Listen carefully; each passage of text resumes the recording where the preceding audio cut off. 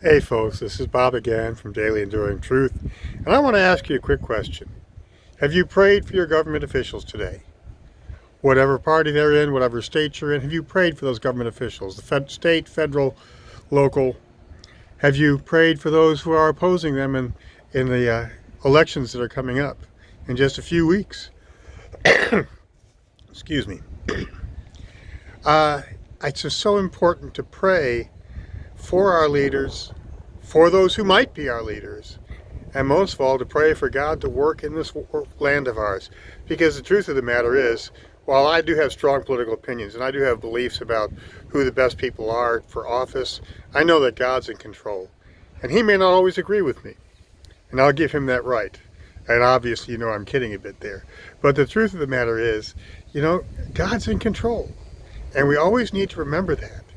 Well, today, as we got ready for the Bible study, we see God in control again, and we see Jesus talking about the Father's control over what's going on. Because James and John come up to Jesus, and they ask, what would be considered a typical request among politicians? Let me have power. Let me be your right hand. Let me be your right hand at the seat of power. And the interesting thing is this happened right after Jesus had talked about him going and being crucified and rising from the dead. So James and John, in their typical way, just ignored what he said about the crucifixion and said, hey, when you come into your kingdom, and they were not talking about a heavenly kingdom, they were thinking of an earthly kingdom. He said, let us sit on your right and let your left hand. Let us be your number one and number two man after you.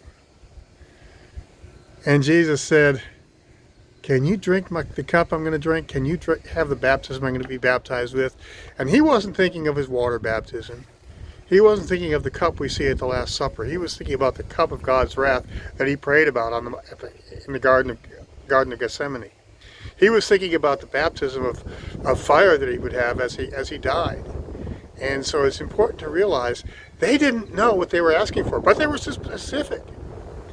Now, the sad thing for a lot of us is that's how our prayers get answered. Even when we're so specific, we don't get answered the way we want to. And Jesus said, no, it's not for you to decide. It's not even for me to decide, for it's already been decided.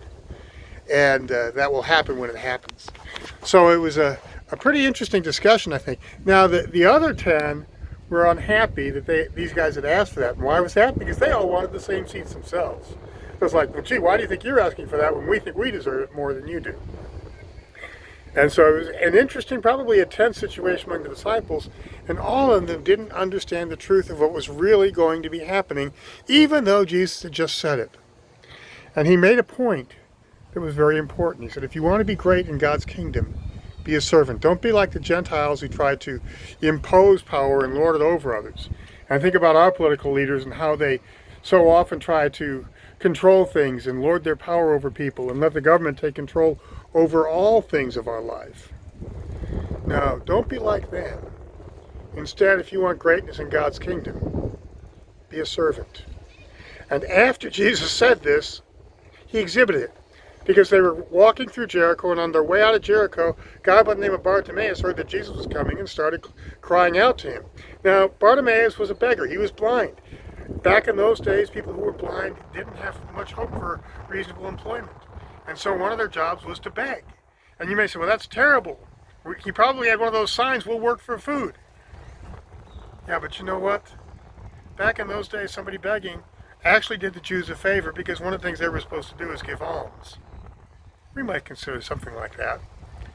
We might consider ways to look out for people who were poor and homeless. But back in those days, they were on the street begging. And so when they did that, he was crying out, and the people told him, shut up. Jesus, come back, shut up.